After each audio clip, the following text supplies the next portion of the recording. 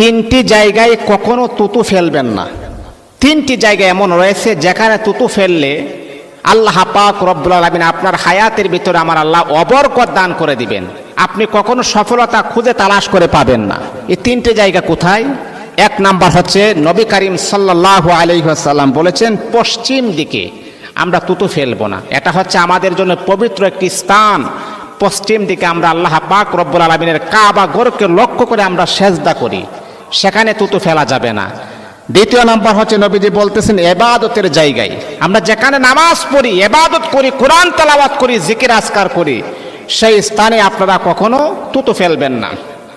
যেমন ধরেন আমরা যখন মসজিদের মাঝে আসি নামাজ পড়ার জন্য, আল্লাহ তাআলার গোলামি করার জন্য আসি, মসজিদের ভিতরে আপনি কখনো তুতু ফেলবেন না, নাপাক কাজটা করবেন না, তাহলে কিন্তু আপনি গরিব হয়ে যাবেন, ভয়ঙ্কর রোগ আপনাকে আক্রান্ত করতে পারে। নবী